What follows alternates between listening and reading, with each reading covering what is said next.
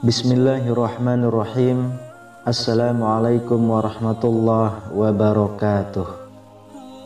Syukur alhamdulillah kita bisa berjumpa lagi di channel ini. Sholawat dan salam selalu dan tetap tercurahkan kepada junjungan kita Nabi besar Muhammad sallallahu alaihi wasallam. Allahumma sholli ala sayyidina Muhammad wa ala ali sayyidina Muhammad. Harapan dan doa saya semoga saudaraku semuanya selalu diberikan kesehatan, dilapangkan rezekinya, diampuni dosa-dosanya, dan dipanjangkan umurnya. Amin ya rabbal alamin.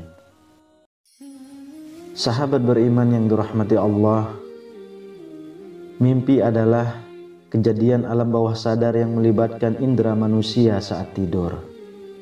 Mimpi yang singgah sebagai bunga tidur manusia bisa berupa mimpi indah maupun mimpi buruk. Semua manusia di muka bumi ini pasti pernah mengalami mimpi. Banyak dalam ayat Al-Quran dan riwayat Nabi yang bercerita tentang mimpi. Seperti dalam Quran surah As-Saffat ayat 102 yang mengisahkan mimpi Ibrahim ketika ia diharuskan menyembelih putranya Ismail.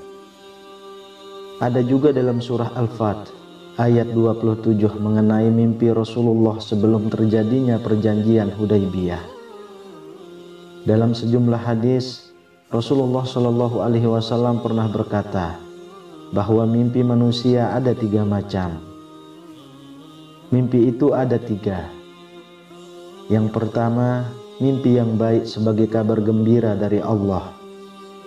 Yang kedua, mimpi yang menakutkan atau menyedihkan datangnya dari setan.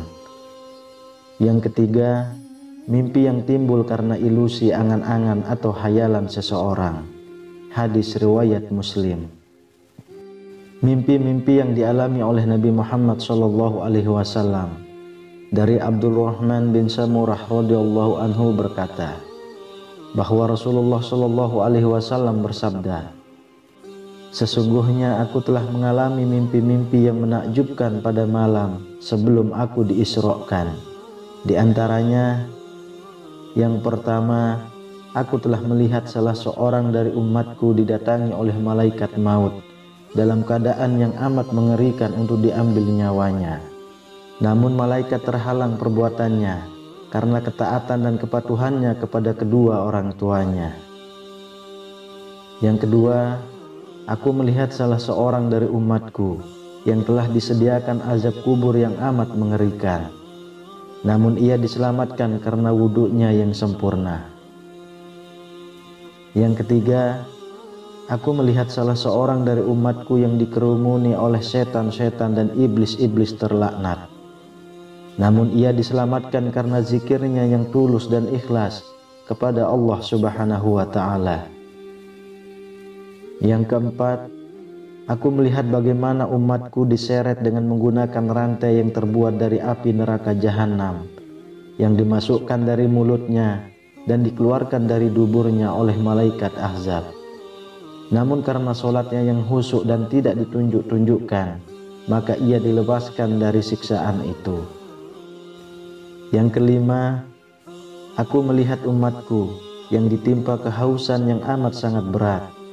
Namun setiap kali dia mendatangi sebuah telaga, ia terhalang untuk meminumnya. Maka saat itu datanglah pahala puasanya yang ikhlas karena Allah Subhanahu wa Ta'ala yang memberinya minum hingga ia merasa puas. Yang keenam, aku melihat umatku yang sedang mencoba mendekati kumpulan para nabi yang sedang duduk bersama. Setiap kali ia datang, lalu dia diusir. Maka menjelmalah mandi junub dengan rukunnya yang sempurna, menuntunnya ke kumpulanku sambil duduk di sebelahku. Yang ketujuh, aku melihat salah seorang dari umatku berada dalam keadaan yang gelap gulita di sekelilingnya, sedangkan dia sendiri di dalam keadaan bingung. Maka datanglah pahala haji dan umrohnya yang ikhlas kepada Allah Subhanahu wa Ta'ala, sehingga mengeluarkannya dari kegelapan menuju tempat yang terang benderang.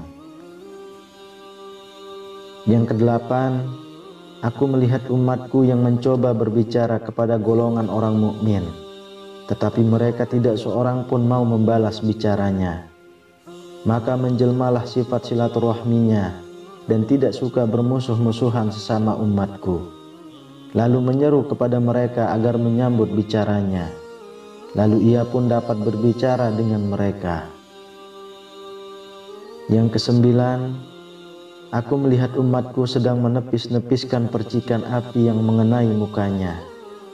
Namun ia dilindungi karena pahala sedekahnya yang ikhlas karena Allah Subhanahu wa Ta'ala.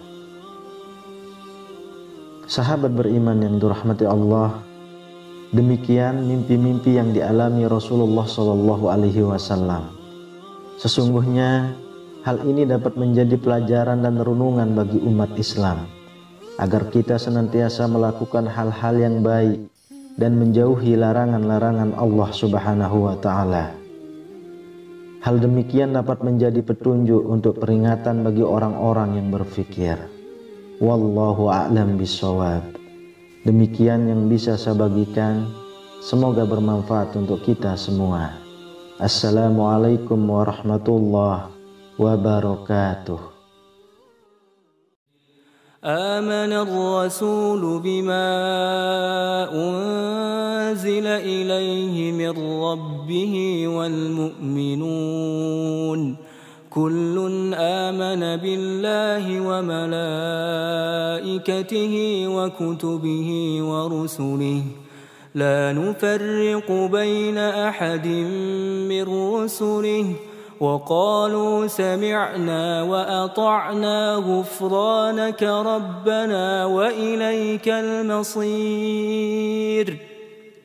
لا يكلف الله نفسا إلا وسعها لها ما كسبت وعليها ما اكتسبت ربنا لا تؤاخذنا